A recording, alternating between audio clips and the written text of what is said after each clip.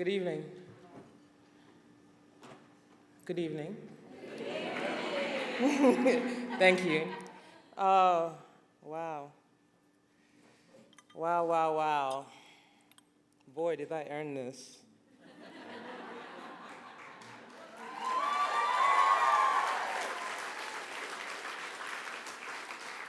"25, it's a bit interesting, you know.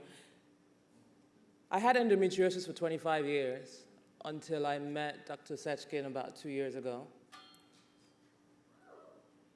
There's something quite significant about this number 25, I think, or perhaps 5, because we're also in the 5th month of the year on the 15th. Interesting. I have so much to say that I'm practically rendered speechless. I do have a speech as well, but I might not lean too much on it, although it's beautifully written. Thank you. Maybe I might extrapolate some facts from it. But I felt like this is so personal that I can speak about it in my sleep, in my subconscious, in any possible way. But before I do, I'd like to just start a chant for Dr. Seckin. Seckin, Seckin, Seckin, Seckin, Seckin, Seckin, Seckin, Seckin. Woo!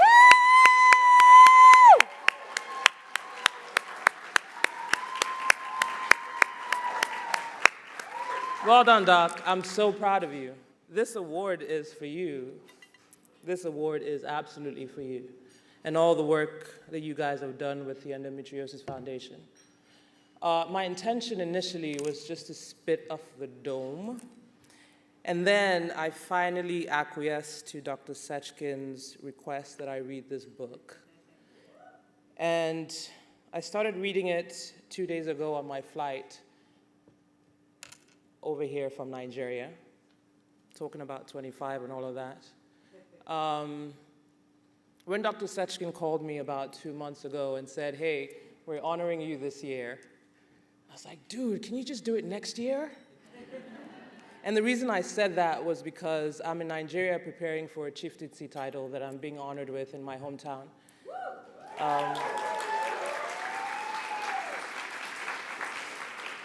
I think that woe is for Chuck Lorre, because I'm being honored due to the work that I've done with his production company in Bobhat Sabishola.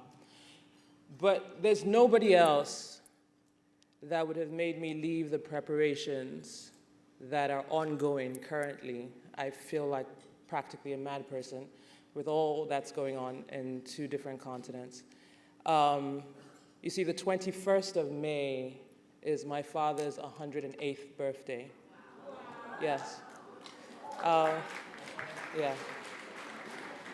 And because I wasn't opportune to be at his funeral many years ago, I chose this particular day to be honored with the Chieftaincy title. And if you're not familiar with the Chieftaincy title, it's similar to being knighted.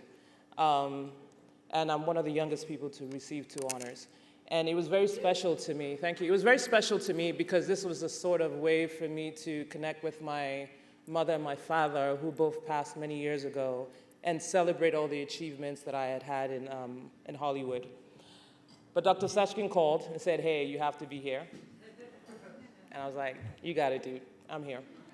And so on my flight back to New York 2 days ago, I started reading this book, and I realized that I didn't need the speech, and I didn't need to speak off the dome either.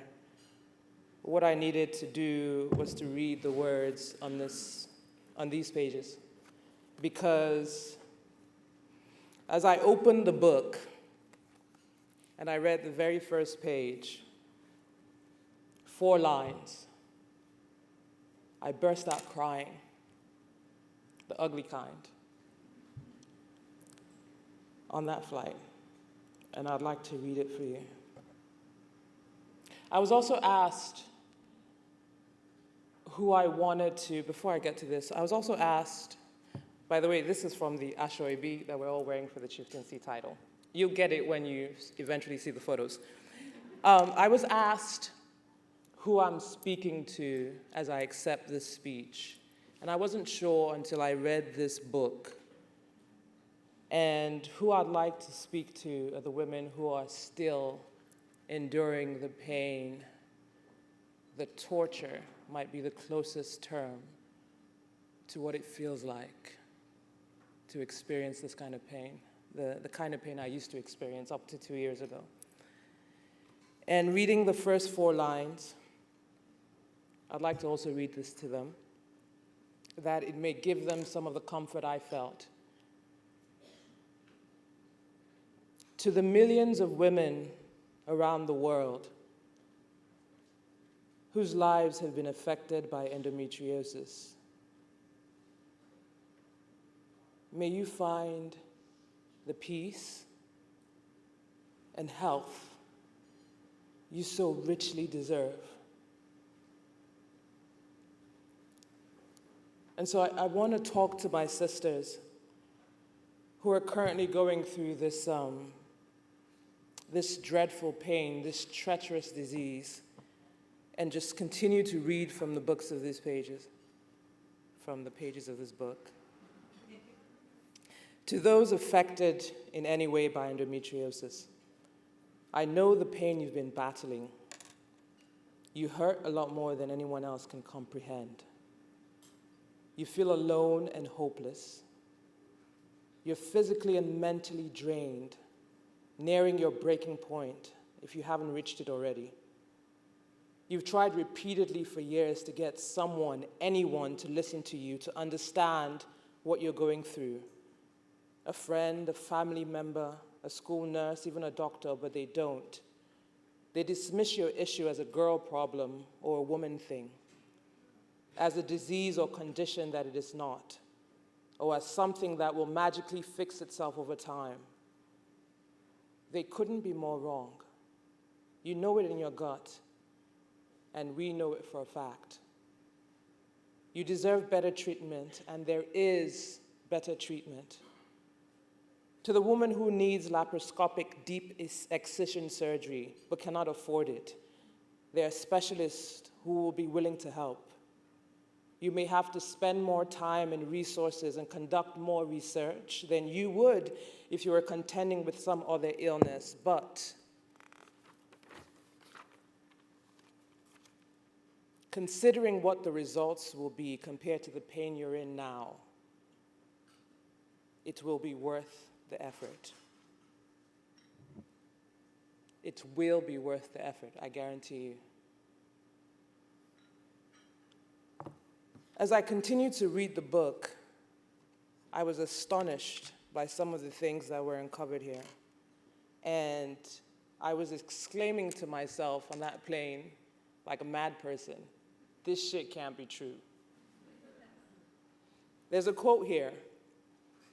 It is summarized today that hysteria, at the time fraud was diagnosed, it is summarized today that hysteria at the time fraud diagnosed it was more closely related to the manner in which a woman reacted to her pain and symptoms rather than to the actual cause of her pain. Through extensive research and in-depth analysis, doctors today believe what Freud may have diagnosed as hysteria was really endometriosis. Dude. Diagnoses of hysteria, witchcraft, and demonic possession were commonplace during the time Freud was diagnosing patients. Treatment modalities included administration of noxious substances, hanging women upside down, and enduring painful surgical procedures that included a physician using his fingernail in place of a scalpel long before anesthesia had been discovered. Dude. But has the attitude towards endometriosis and towards the pain these women endure really changed much? Yes. And that is because of all of you in this room and the Endometriosis Foundation and Dr. Seckin.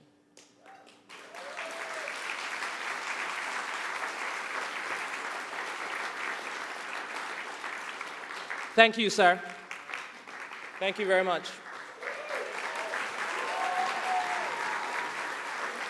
Thank you.